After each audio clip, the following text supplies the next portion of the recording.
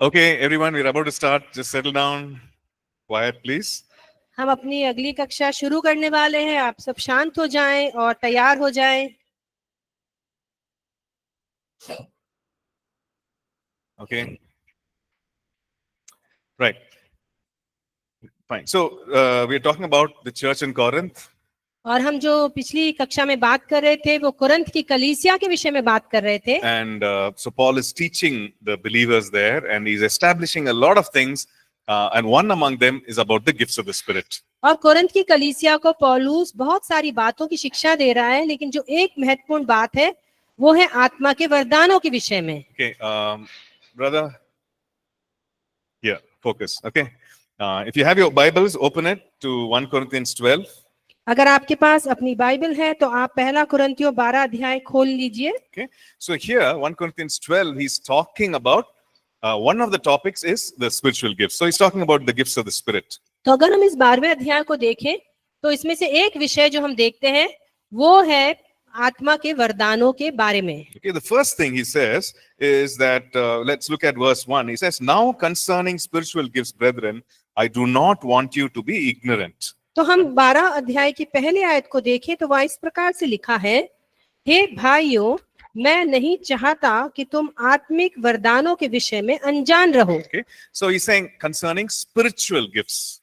तो वो कह रहा है आत्मिक वरदानों के विषय में। So these are not natural gifts, but these are supernatural gifts. ये कोई प्राकृतिक वरदान नहीं है, ये आत्मिक वरदानों के बारे में बात हो रही So है। yesterday we were learning, the difference between natural abilities and supernatural abilities. तो कल हमने बात किया था कि कुछ लोगों को प्राकृतिक रूप से वरदान मिले हुए हैं, जैसे कि नृत्य का या पेंटिंग करने का, लेकिन यहाँ जो हम बात करें आत्मिक वरदानों के विषय में बात कर रहे हैं। For example, there is a gift of the Spirit called gifts of healings.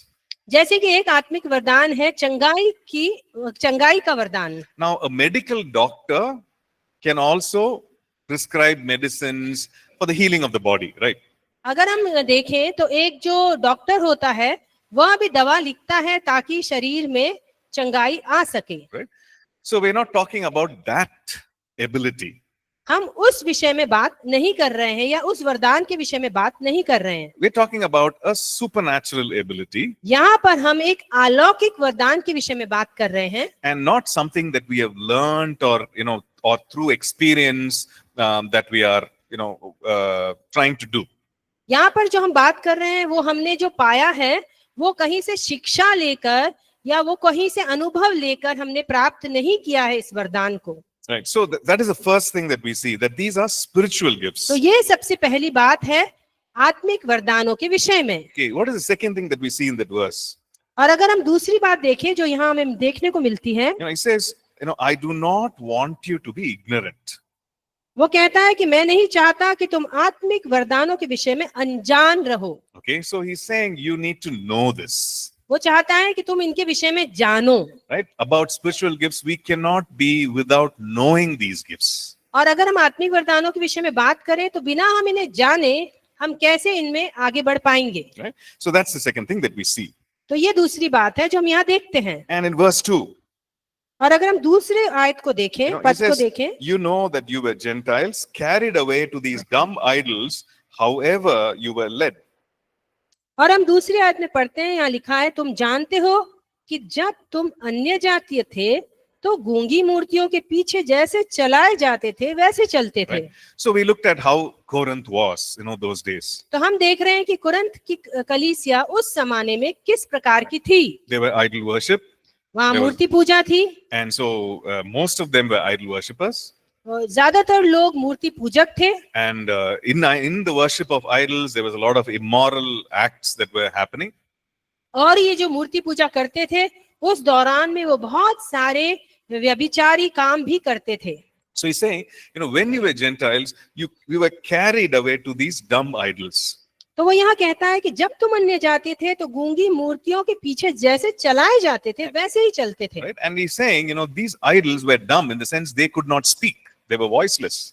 तो यहाँ पे वो कह रहा है कि जो गूंगी मूर्तियां हैं इनके पास कोई बोलने की शक्ति नहीं है। Right? In other words, he's also contrasting that the God whom they worship now is a living God and he's a God who speaks.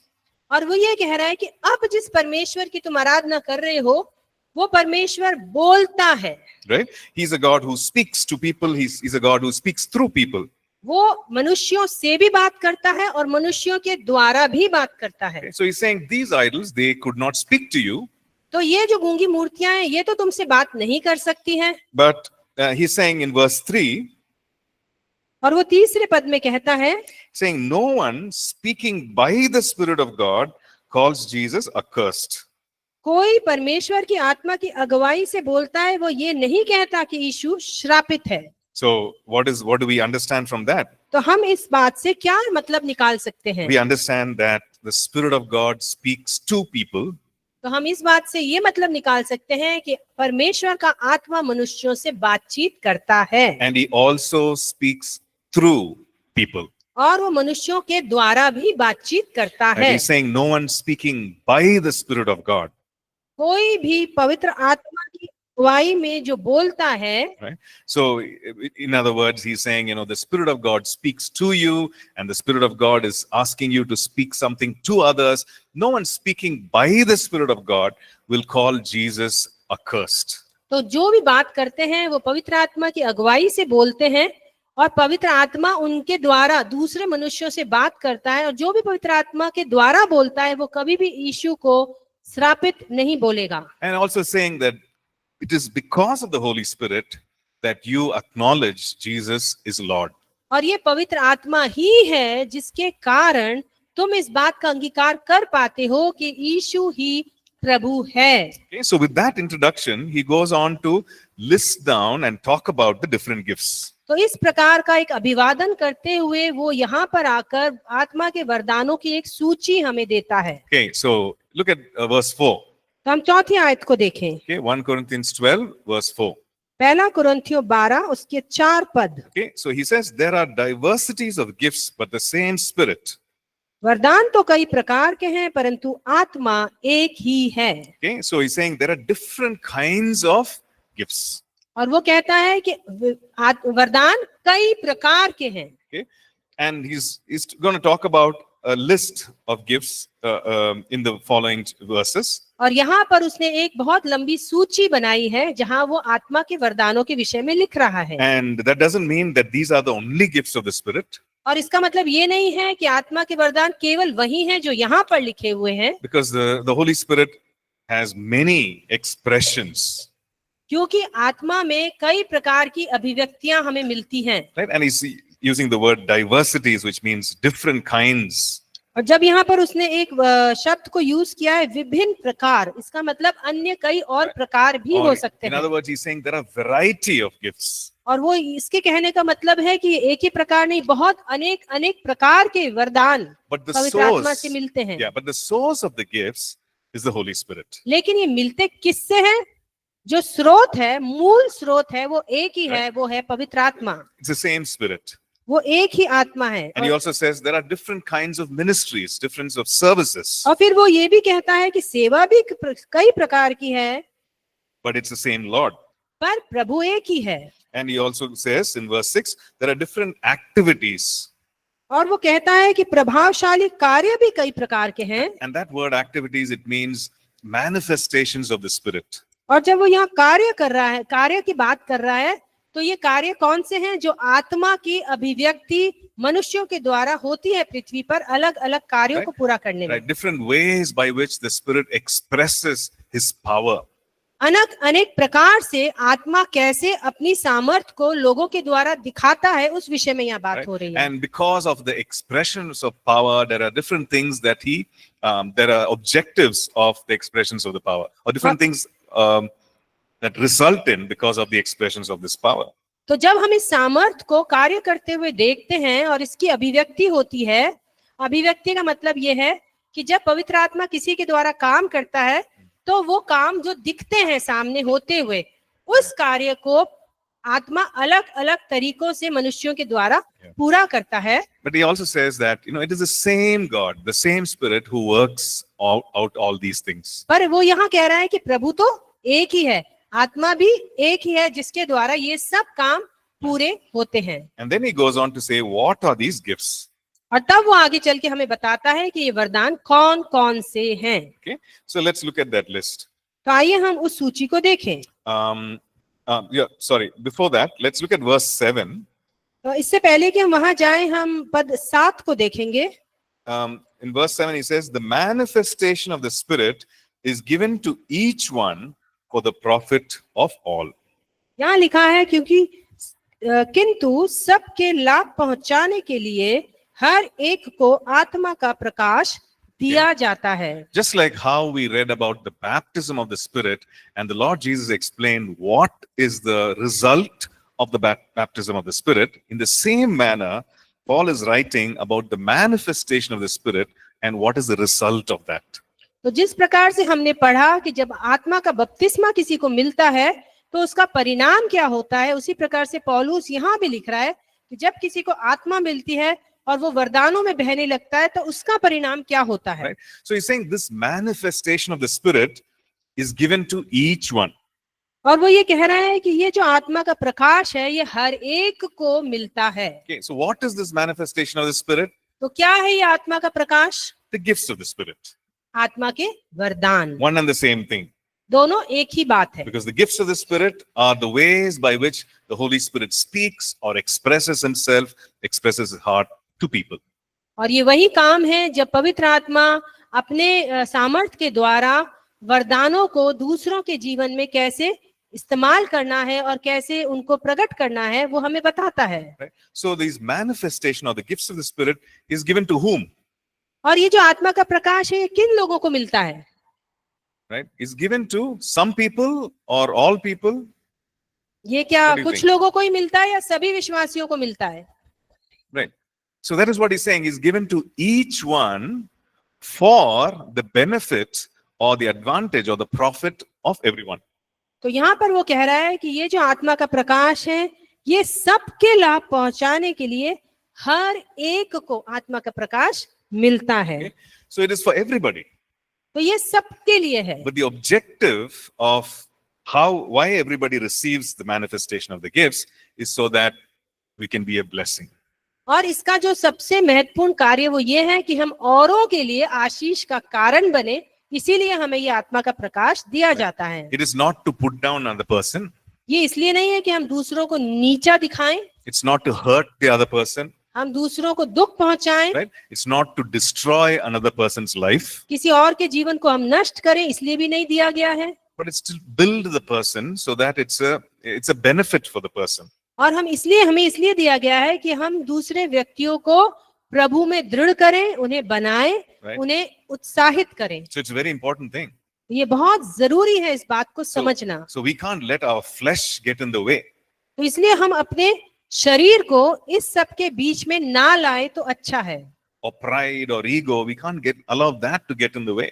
तो किसी भी प्रकार का घमंड, किसी भी प्रकार की हमारे अंदर इस तरह की बातें कभी ना पाई जाएं। Because the manifestation of the Spirit is not to make someone a superstar. और ये जो आत्मा का प्रकाश किसी व्यक्ति को इसलिए नहीं दिया गया है कि वो बहुत अपने आप को खास समझने लगे, एक सुपरस्टार समझने लगे। It is to bring benefit and bring blessing to everyone. और ये इसलिए दिया गया है कि दूसरों को इसका फायदा मिले और दूसरों के लिए एक आशीष बने, इसीलिए दिया गया है। Okay, from verses 8 onwards to verse 10, he's writing about the different gifts of the Spirit. और यहीं पर अगर हम पद 8 से लेकर 10 तक देखें तो वहां पर वरदानों के विषय में अन्य अन्य बातें हमें लिखी गई हैं। Okay, so how many gifts are listed there? तो आपको क्या लगता है यहाँ पर कितने वरदानों के विषय में लिखा हुआ है? Can you read through and see? क्या आप पढ़कर ये पता लगा सकते हैं कि यहाँ पर कितने वरदानों के विषय में लिखा हुआ है? Okay, very sure? Are you sure? Huh? So nine are listed there. Okay, what are these? Okay, यहाँ पर 9 वरदानों के विषय में लिखा गया है। okay, so you take your pen and paper and write down what are those gifts. तो आप एक पेन और पेपर लें और इन वरदानों को लिख लें। Okay, write down. Looking at the Bible, just list down what are those 9 gifts that are listed there. तो आप पढ़ें और उन 9 वरदानों की सूची तैयार कर लें अपने पुस्तक में। Okay. So just write down so that you know, okay, this is there in the word and these are the gifts. तो आप जब लिख लेंगे तो आप समझ पाएंगे कि ये वचन में दिया गया है और ये वरदान सभी विश्वासियों के लिए हैं। Okay, everyone. I want everybody to write. हम चाहते हैं कि हर एक व्यक्ति इन वरदानों की एक सूची जल्दी से अपने पुस्तक में तैयार कर ले। Right. Okay, maybe everyone has a pen, सभी के पास पेन है, right? Or maybe you can type it down if you are using I don't know, phone or something, right? Okay. Oh, no phones allowed. Okay. Right. Okay.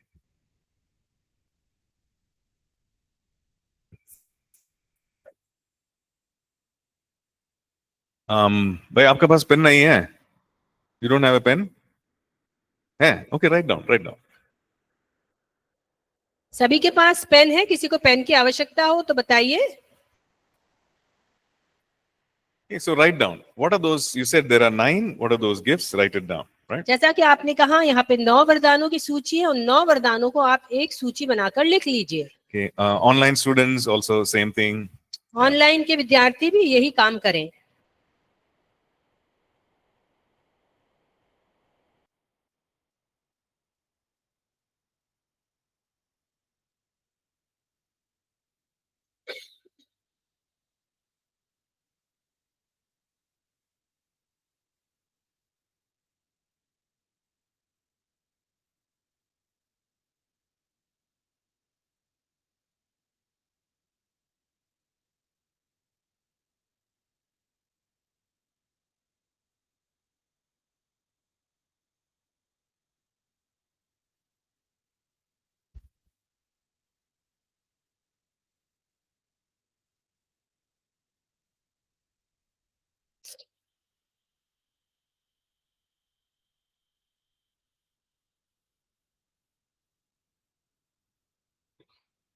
Okay. If सबने you लिख लिए? yeah, if you finish, you can just put your head up so I know that you're finished, right? अगर आपने लिख लिए तो आप अपना सिर ऊंचा कर सकते हैं ताकि हमें पता चले कि आपने ये सूची पूरी कर ली है।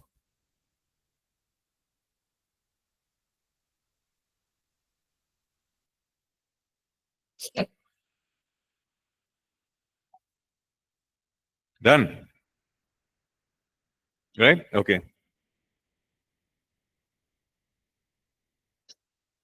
Everybody's writing very slowly.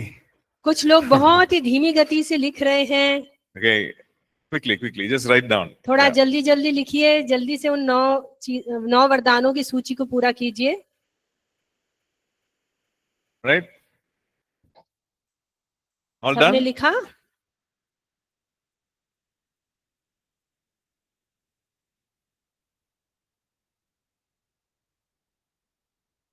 Yeah. Okay.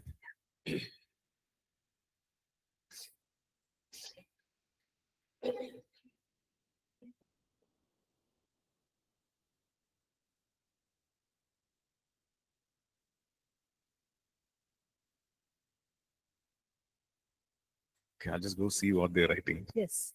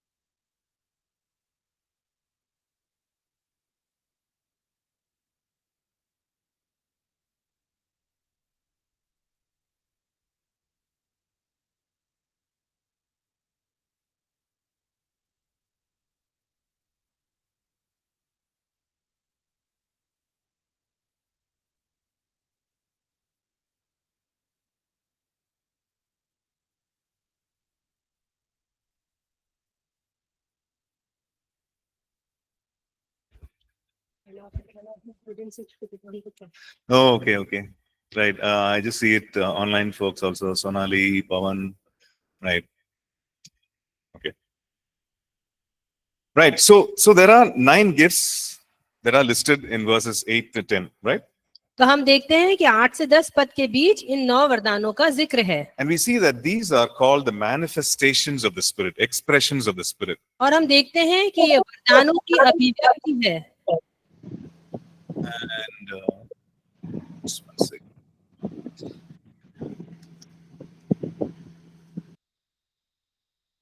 So these are given to each one for another person's benefit, right? और ये हर एक विश्वासी को दिया गया है ताकि वो दूसरों के लिए काम में ले सके But if you look at verse 10, verses 8 to 10, it says, to one is given word of wisdom, to another is given word of knowledge, right? तो अगर हम 8वें पद से देखें आगे तो वहां लिखा है क्योंकि एक को आत्मा के द्वारा बुद्धि की बातें और दूसरे को उसी आत्मा के द्वारा ज्ञान की बातें So sometimes when we read through this, we think, okay, God gives me word of wisdom, God will give the other person word of knowledge, God will give the other person healings and so on. तो जब हम इसे पढ़ते हैं तो कभी कभी हमें ऐसा प्रतीत होता है या ऐसा लिखा हुआ है कि परमेश्वर मुझे बुद्धि की बातें देगा तो किसी दूसरे व्यक्ति को ज्ञान की बातों के विषय में वरदान देगा Right? Which is true. और वो सत्य भी है But Paul is writing this in the context of a church gathering.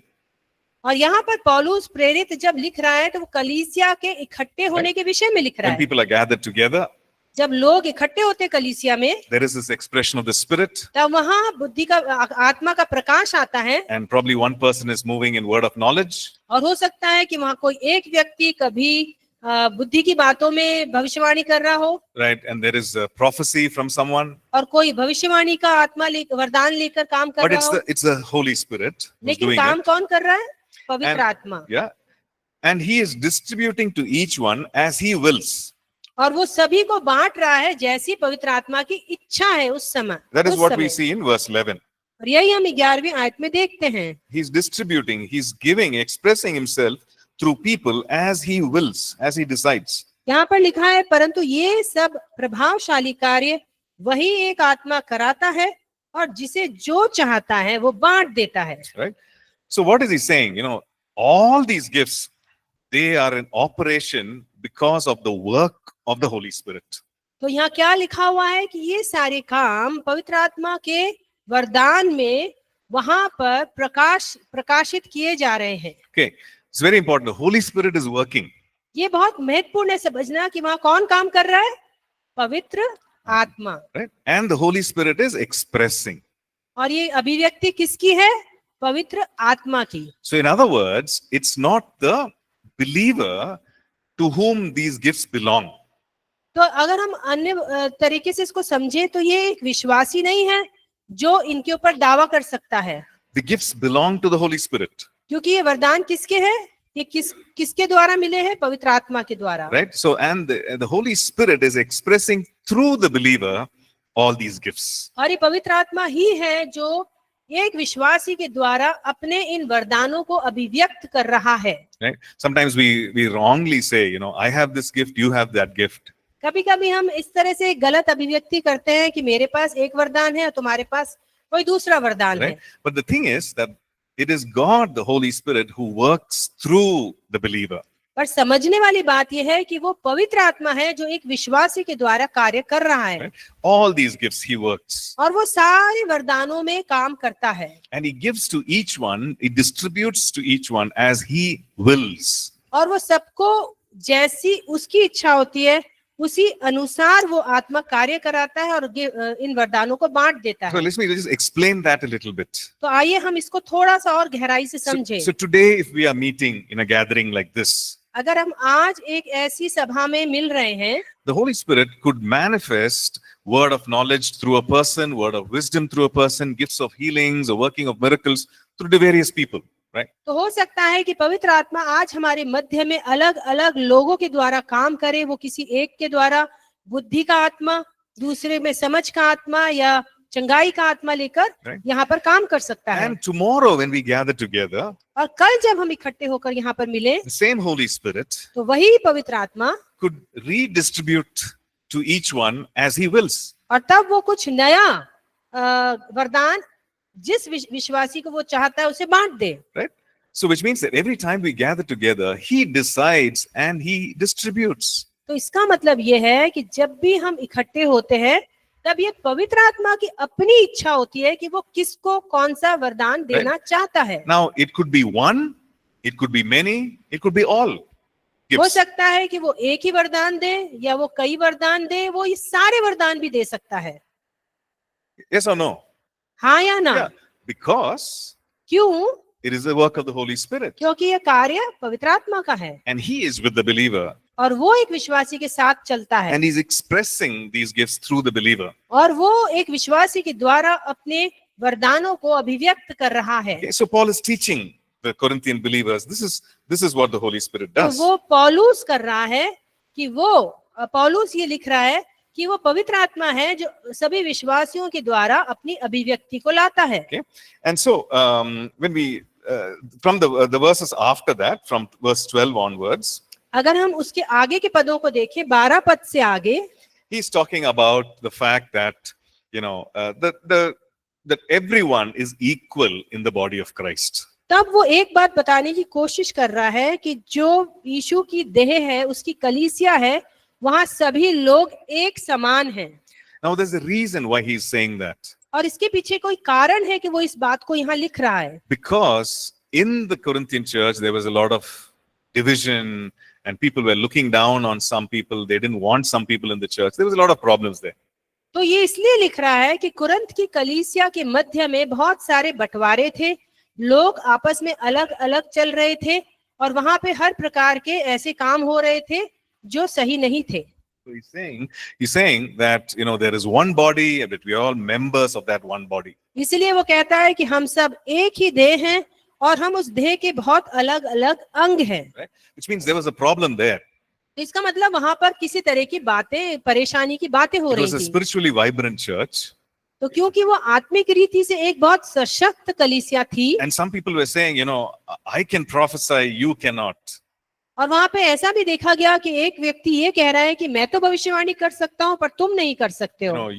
Or I can move in miracles, but you can just give word of wisdom. वो ये कह रहा है कि मैं तो चंगाई और चमत्कार कर सकता हूँ लेकिन तुम ये नहीं कर सकते हो। And so they were looking down on one another.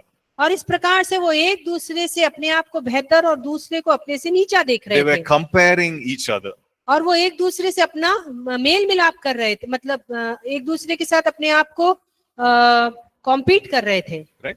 So Paul writes and says, in a body, can the hand say to the eye, I don't need you? तो यहाँ पर पौल ये लिखता है कि अगर हम एक देह की बात करें तो क्या आंख ये कह सकती है हाथ से कि हमें तुम्हारी आवश्यकता नहीं है? Right? Or can the leg say, I don't belong in the body?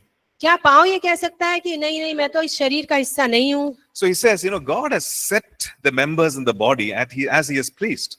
और जैसा कि वो लिखता है कि परमेश्वर ने अपनी इस देह में अलग अलग अंग बनाए और अलग अलग अंगों को रखा है ताकि परमेश्वर का कार्य हो सके।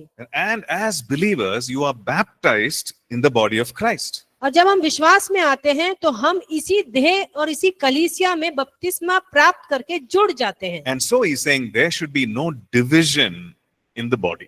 और इसीलिए वो ये कहता है कि इस देह के अंदर क्या नहीं होना चाहिए? बंटवारा नहीं होना चाहिए। And there should be no division in the body because of the gifts of the Spirit. और खास तौर पर आत्मा के वरदानों के विषय में किसी प्रकार का बंटवारा नहीं होना Because it's चाहिए, the same Holy Spirit क्योंकि वही एक पवित्र आत्मा है, who works in all these different ways वो हमारे अलग अलग कार्यों में प्रभावशाली रूप से काम करता है, through different people, अलग अलग मनुष्यों विश्वासियों के द्वारा काम but करता it's है, the same God. लेकिन वो प्रभु एक ही है And all the different people और सभी अलग अलग लोग are members of the same body. उसी देह के अंग हैं। And therefore, there cannot be any divisions or fights because of these differences. इसलिए उस देह के अंदर क्या नहीं होना चाहिए? किसी भी प्रकार का लड़ाई झगड़ा या किसी प्रकार का भेदभाव नहीं होना चाहिए। Right? And so that is what he's teaching them. और यही वो वहां पर सिखाने की कोशिश कर रहा है Because that was के a द्वारा। big problem over there. वो एक बहुत बड़ा वहां पर एक तकलीफ थी। Okay. Now, when we study the gifts of the Spirit, और जब हम आत्मा के वरदानों के विषय में आगे पढ़ते हैं, we see that there are different lists of spirits or gifts which are mentioned in various places in the Bible. और हम अन्य वरदानों के विषय में पढ़ते हैं जो पवित्र शास्त्र में और अलग अलग अध्यायों में अलग अलग पुस्तकों में लिखे गए For हैं। example, in 1 Corinthians 12, we see a list of gifts. जैसा कि हमने पहला कुरिन्थियों 12 में एक सूची देखी, When we go to Romans chapter 12, और अगर हम वहीं पर रोमियो उसके 12 अध्याय में जाएं, there are some gifts which are mentioned there. तो वहां पर हम कुछ अन्य वरदानों के विषय में भी पढ़ सकते हैं। Like we see gifts like leadership and mercy and generosity and all that. और तब हम वहां पर देखते हैं कि वहां पर अलग तरह के गिफ्ट्स हैं, जैसा कि उपदेशक का गिफ्ट या दया करने का गिफ्ट या पहुनाई का वरदान। And then when we look at Ephesians chapter 4 और जब आप इफिसियों उसका 4थे अध्याय को देखें and verse 11, और उसके 11वें आयत को देखें, it says that there also there are some gifts that are mentioned there. तो वहां पर भी हमें कुछ वरदानों के विषय में मिलता है जो पवित्र आत्मा हमें देता है। Right? So we need to understand what are these different categories of gifts. तो हमें ये समझने की जरूरत है कि ये जो अलग अलग वरदान दिए गए हैं, इनका मतलब क्या है। Okay. So for example, 1 Corinthians 12, उदाहरण के लिए पहला कुरिन्थियों 12 अध्याय देखें, verses 7 to 11. वचन 7 पद से 11 पद तक देखें। These are the gifts of the Holy Spirit. तो ये हैं आत्मा के वरदान। When we look at Romans chapter 12, जब हम रोमियो उसका 12 अध्याय देखते हैं, these are also gifts of the Spirit, वो भी आत्मा के वरदान ही हैं, but these are for a specific role and function in the body of Christ. वो एक खास कार्य के लिए और एक खास काम करने के लिए यीशु मसीह की देह यानी उसकी कलीसिया में दिए गए हैं। Okay. So each believer is called to तो do her something in the body of Christ. हर एक विश्वासी को बुलाया गया है कि वो परमेश्वर की देह और कलीसिया के लिए सेवा में अपने आप को समर्पित Like some करें। of you may say, okay, this is what I'm called to do in the church. तो हो सकता है आप में से कुछ लोगों को पता हो कि आपको क्या बुलाहट दी गई है कि आप अपनी कलीसिया में उस रीति से सेवा करें। Right? And some of you are saying, okay, I'm still trying to figure out, I'm still trying to understand what I'm supposed to do in the body of Christ. और आप में से कई लोग ये भी कह सकते हैं कि अभी तक मैंने पता नहीं किया है, लेकिन धीरे धीरे मैं ये पता करने की कोशिश कर रहा हूँ कि मुझे कौन सी बुलाहट दी गई है और मैं उसमें कैसे आगे बढ़ूं। And some of us, we might have that passion or inner stirring. Okay, God is calling me to just pray and intercede for people. और हो सकता है कि आपके अंदर एक बहुत ज्यादा उत्तेजना है कि शायद परमेश्वर मुझे मध्यस्थी की सेवा में, दूसरों के लिए प्रार्थना करने की सेवा में बुला रहा है। Right? You feel moved to compassion sometimes. कभी कभी आप क्या होता है, लोगों के लिए संवेदनशील होकर प्रार्थना करने के लिए अंदर एक खिंचाव को महसूस करते You हैं, always want to help people. और आपके अंदर हमेशा एक इच्छा रहती है कि आप दूसरों की मदद करें। Like you always notice those things which no one else notices about people. और हो सकता है कि जो कुछ आप देख पा रहे हैं दूसरों के साथ, वो और अन्य लोग उन बातों पर ध्यान नहीं दे रहे हैं, You notice- लेकिन वो आप ही देख पा रहे हैं। So you notice the needs of people, you notice that what they don't have. और तब आप लोगों की क्या आवश्यकताएं हैं और उनके पास क्या नहीं है ये देख पा रहे हैं, Right? And you move to take care of them. और तब आपके अंदर एक इच्छा होती है कि आप उनकी देखभाल करें। The Bible says that is also a gift of the Spirit. तो वचन हमें बताता है कि वो भी आत्मा का वरदान ही है। Right? So in the church or in the body of Christ, the Holy Spirit moves through you over and over again in this manner. और इसी प्रकार से जब कलीसिया में आप चलते हैं तो पवित्र आत्मा आपके द्वारा वहां पर काम करता है और वो वहां पर अपने कार्यों को पूरा करता है। So this is what we for the purpose of learning, we can say these are membership gifts. तो जब हम सीख रहे हैं इन बातों को, तो हम ये कह सकते हैं कि यहाँ पर वो हमें इस प्रकार के वरदान दे रहा है ताकि हम उसके साथ जुड़ सके। Like because each member in the body has a specific role. The hand has a role, the eye has a role, the leg has a role. So for each member, the gift functions in that manner. तो हर एक अंग जो है वो अपने तरीके से काम करके वो क्या कर रहा है, कलीसिया के अंदर अपने अपने कामों को पूरा कर रहा है, और इस प्रकार से आत्मा का कार्य कलीसिया के अंदर पूरा होता है। तो हर एक अलग अलग वरदानों में बह रहा है। Right? And then we see what is called as the ministry gift in Ephesians chapter 4. अगर हम इफिसियों 4 को देखें तो वहां पर सेवकाई के वरदान लिखे गए हैं। See, the gifts of the Spirit is for all believers, वरदान जो है आत्मा के वो सभी विश्वासियों के लिए हैं, and the membership gifts are also for all believers for a specific role and function in the body of Christ. और अगर हम इन वरदानों को देखें जो कि आत्मा मेंबरशिप के वरदान हैं, यानी कि हम उसके हिस्सा बनकर वहां पर काम कर रहे हैं, वो भी सभी विश्वासियों के लिए है। Okay, but when you look at what we call as the ministry gifts, और जब हम सेवकाई के वरदानों की बात करते हैं, like this is not for all believers, but this is for some believers. तो यहाँ पर हम देखते हैं कि ये वरदान सभी विश्वासियों के लिए नहीं है, पर कुछ के लिए ही है। Right. This is for some because God calls these people to walk in this different kind of ministries. और तब यहाँ हम देखते हैं कि परमेश्वर एक खास प्रकार की सेवकाई के लिए जिनको बुलाहट देता है, ये वरदान उन्हीं के लिए हैं। Okay. So what are those ministry gifts? तो ये सेवकाई वाले वरदान आखिर हैं कौन से? When we look at Ephesians 4 and verse 11, अगर हम इफिसियों 4 और उसकी 11 आयत को देखें, there are 5 things that are listed there. तो यहाँ पर 5 ऐसी बातें हैं जो लिखी हुई हैं। Right. The ministry gift of the apostle, prophet, evangelist, pastor, teacher.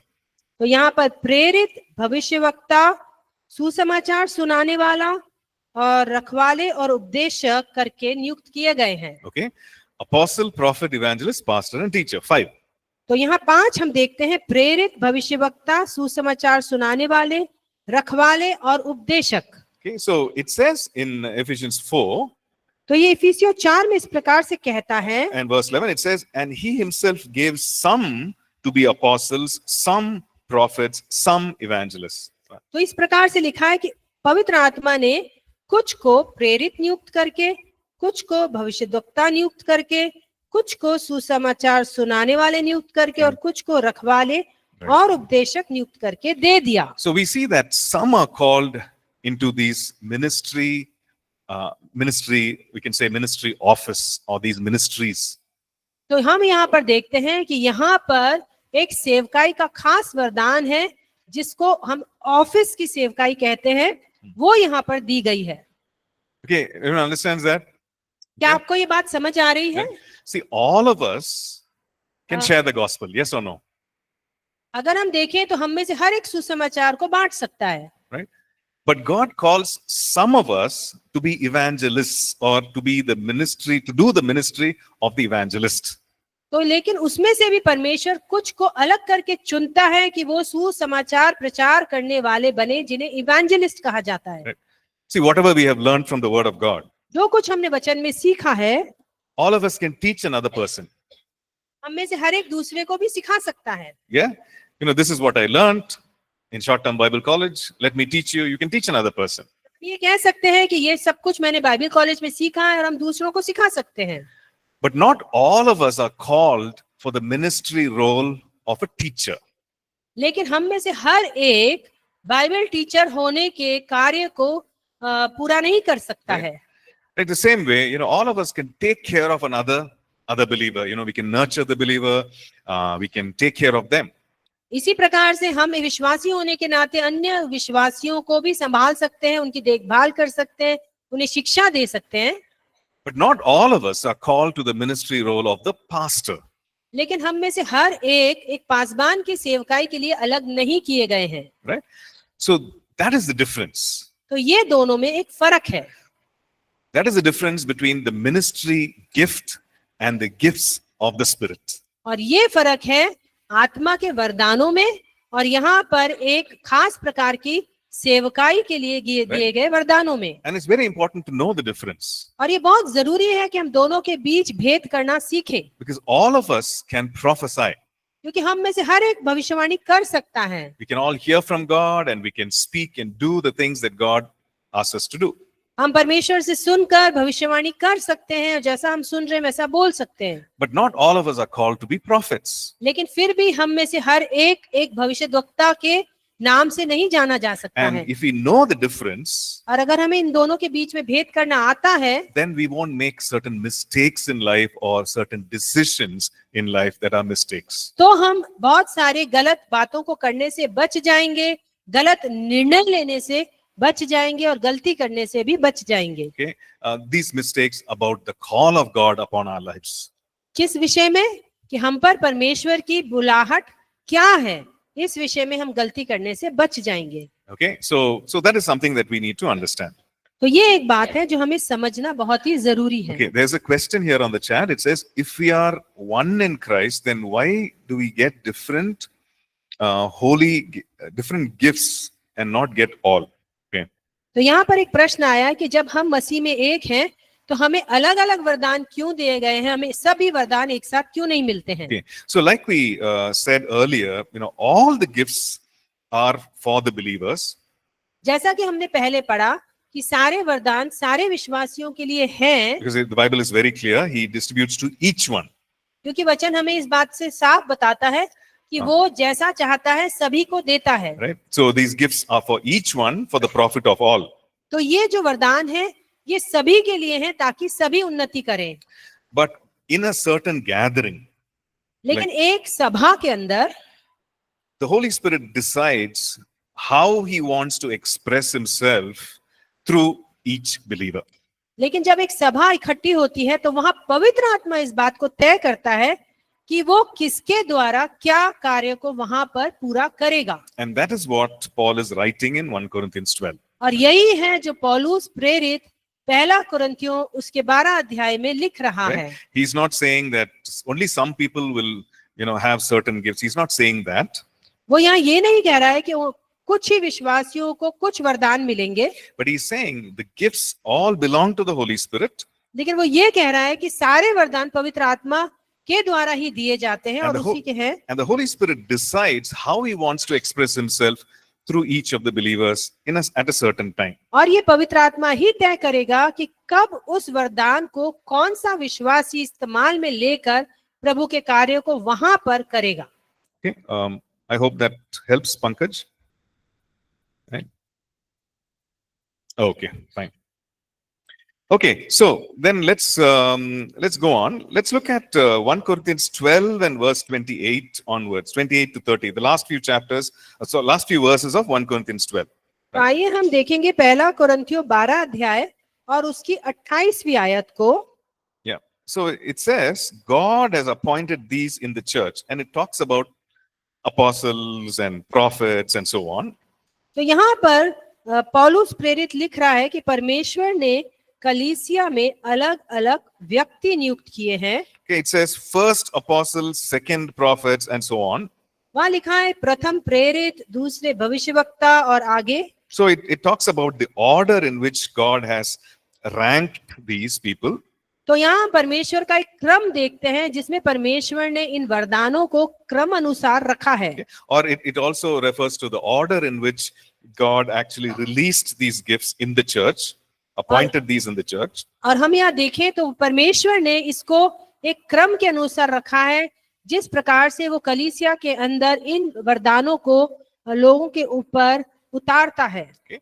If you look at verse 29, अगर हम 29वें पद को देखें, Paul asks a rhetoric question in the sense, he asks some questions here. पौलुस प्रेरित एक बहुत ही खास सवाल पूछता है। He's saying, are all apostles, are all prophets, and so on. वो पूछता है क्या सब प्रेरित हैं, क्या सब भविष्यवक्ता हैं? Right? And in that, he's also talking about miracles and tongues and interpretation of tongues and all that. और वो यहाँ पर सब प्रकार के वरदानों के विषय में लिखता है, जैसे कि चंगा करने का वरदान, नाना प्रकार की भाषा बोलने का वरदान, उसका अनुवाद करने के वरदान, इन सब वरदानों के विषय में वो यहाँ लिखता है। So he's asking, do all people, are all people called to be apostles? The answer is no. तो वो यहाँ पूछता है क्या सभी प्रेरित होने के लिए बुलाए गए हैं? तो उसका उत्तर है नहीं। Right? But he's also asking the question, do all have gifts of tongues? Do all speak in tongues? तो वो ये भी पूछ रहा है कि क्या सभी अन्य भाषा बोल सकते हैं, क्या सभी अन्य भाषाओं का अनुवाद कर सकते हैं? Right? Then it becomes confusing. तो कभी-कभी ये हमें थोड़ा विचलित करता है। Right? Because earlier we see that it's for each one, all these gifts of the Spirit. हमने पहले ये पढ़ा था कि हर एक वरदान हर एक विश्वासी को दिया गया है। But then he's asking this question here where the answer is no. He's saying, do all speak in tongues? Do all have gifts of healings? और यहाँ पर वो कह रहा है कि क्या सभी के पास भविष्यवाणी का वरदान है, क्या सभी के पास चंगा करने का वरदान है? Okay. Then we understand that it's talking about ministry appointments in the church. तो हमको ये समझना है कि किस प्रकार परमेश्वर सेवा के लिए लोगों को कलीसिया के अंदर नियुक्त करता है, Right? Which is similar to what we see in Ephesians chapter 4 and verse 11. और ये किस प्रकार का है, जैसा कि हमने इफिसियों उसके 4 अध्याय में इसके विषय में पढ़ा। And we see that there are certain ministry appointments or callings to which God has invited तो some वहां हम people. देख रहे थे कि किस प्रकार से परमेश्वर अपनी सेवा के लिए लोगों को खास अलग करके नियुक्त करता है ताकि परमेश्वर उन वरदानों में उन्हें आगे बढ़ाए। So Paul is very clear, he's saying God has appointed these in the church. और परमेश्वर इस बात को साफ बता रहा है, यहाँ पे पौलुस बता रहा है कि ये लोगों को कलीसिया में नियुक्त किया गया इस कार्य के लिए। And he's also talking about, healings and tongues and interpretation of tongues and so on. और इसीलिए वो यहाँ पर उन सब बातों के विषय में लिख रहा है कि चंगा करने का वरदान, नाना प्रकार की भाषा बोलने का वरदान और इस प्रकार से अनेक वरदानों के विषय में वो यहाँ लिख रहा है। So we understand that there is this ministry appointment of gifts of tongues and interpretation of tongues, which is for some of the believers. तो हमें इस बात को यहाँ पर बिल्कुल साफ तौर पर समझने की जरूरत है कि यहाँ पर सेवकाई के लिए इन लोगों को ये वरदानों के साथ नियुक्त किया गया है, अपॉइंट किया गया है। Right. For example, it could be a ministry of intercession, of praying for हो someone. सकता है कि ये एक मध्यस्थता की सेवकाई हो, सिर्फ प्रार्थना करने की सेवकाई हो, And probably they move in gift of tongues and interpretation of tongues. और हो सकता है उसके साथ साथ वो अन्य भाषा और भाषा के अनुवाद के वरदान में भी बह रहे हैं। Right? But God appoints these in the body, in the church. तो ये परमेश्वर उन्हें वहां पर नियुक्त करता है। Okay. So we'll come back to this another time also. हम इस जगह पर फिर से आएंगे आगे को, And I'm sure we will have more doubts and questions on this. और मुझे विश्वास है कि इस विषय पर हमारे अंदर बहुत सारी सवाल होंगे, बहुत सारी शंकाएं भी हो सकती हैं। Okay. So let's move on. तो आइए हम आगे बढ़ते हैं। So we're talking about understanding the gifts of the Spirit. तो हम यहाँ पर सीख रहे हैं कि वरदानों के विषय में और गहरी जानकारी हम कैसे प्राप्त करें। Okay. So first thing we see is that the gifts of the Spirit is for all believers. तो हम यहाँ देख रहे हैं कि जो आत्मा के वरदान है वो सारे विश्वासियों के लिए हैं। Which means all gifts are for all believers. तो इसका मतलब साधारण भाषा में यह है कि सभी वरदान सभी विश्वासियों के लिए हैं। So it is important for all believers to not be ignorant and to know about all the gifts. तो इसलिए हम विश्वासियों का ये कर्तव्य है कि हम इन वरदानों के विषय में अनभिज्ञ न रहें और हम इन वरदानों के विषय में सारी जानकारी प्राप्त करें। So it is important for everyone to know the gifts, but not just know the gift, but also to flow with the Holy Spirit, to cooperate with the Holy Spirit and move in these gifts. केवल यही नहीं कि हम इन वरदानों के विषय में जानकारी प्राप्त करें, पर जरूरी यह है कि हम इन वरदानों में बहने पाएं और इनका इस्तेमाल करने पाएं और इनमें बढ़ते जाएं। Like we learned, these gifts are a supernatural manifestation. जैसा कि हमने देखा कि ये एक अलौकिक अभिव्यक्ति है परमेश्वर की सामर्थ्य की, This is not based on natural ability. और ये किसी भी हमारी प्राकृतिक कला पे या उस पर निर्भर नहीं करती है। Okay, and we also see, because it's not based on natural ability, क्योंकि यह एक हमारी प्राकृतिक उसके ऊपर निर्भर नहीं करती है, these are gifts of grace. इसलिए हम इनको अनुग्रह के वरदान भी कह सकते हैं। Which means God gives us something that we don't deserve. तो इसका मतलब ये है कि परमेश्वर हमें वो दे रहा है जिसके हम योग्य भी नहीं हैं, He gives us something that we did not work towards. और वो हमें वो दे रहा है जिसके लिए हमने कोई मेहनत नहीं की है। In other words, we need to understand that these are gifts that we cannot earn. तो इसका मतलब हमें ये समझना है कि ये वो वरदान है जो हम कमा नहीं सकते हैं मेहनत करके। Okay. When we do some work, we earn a salary, right? जब हम कुछ काम करते हैं तो हम वहां पर क्या करते हैं, कुछ कमाई प्राप्त करते हैं। So when it comes to the gifts of the Spirit, लेकिन जब हम वरदानों के बारे में बात करते हैं, we can't tell God, I've done all this, therefore I have a right to this gift. हम परमेश्वर से ये नहीं कह सकते कि परमेश्वर मैंने ये सब कुछ किया है, अब मैं इस योग्य हो गया हूं कि आप मुझे ये वरदान दीजिए। Lord, I've memorized so many verses, so therefore I need all these gifts and I need it. मैंने बहुत सारी बाइबल के वचनों को याद कर लिया है, अब मेरे को सब कुछ याद है, तो अब आप मुझे ये वरदान दे दीजिए। Lord, I prayed for 5 hours today, therefore I need this 5 gifts. आज मैंने 5 घंटा प्रार्थना किया है, तो आज आप मुझे ये वरदान दे दीजिए। Right? We cannot earn it इसका मतलब हम इनको किसी भी योग्यता से कमा नहीं सकते because हैं, these are gifts of grace. क्योंकि ये क्या है, अनुग्रह के वरदान Right? है। In fact, the word gift, which is used in the New Testament, इसका मतलब जो नए नियम के अंदर comes from the वरदान गिफ्ट, वरदान शब्द इस्तेमाल हुआ है, in the Greek, it means grace, charis. अगर हम यूनानी भाषा में देखें तो इसका मतलब है ये वरदान है, और इसका जो यूनानी शब्द है वो है कैरिस। Right? Okay. So we'll take a break and we'll come back. तो अभी हम एक ब्रेक लेंगे और फिर से वापस कक्षा में जुड़ेंगे।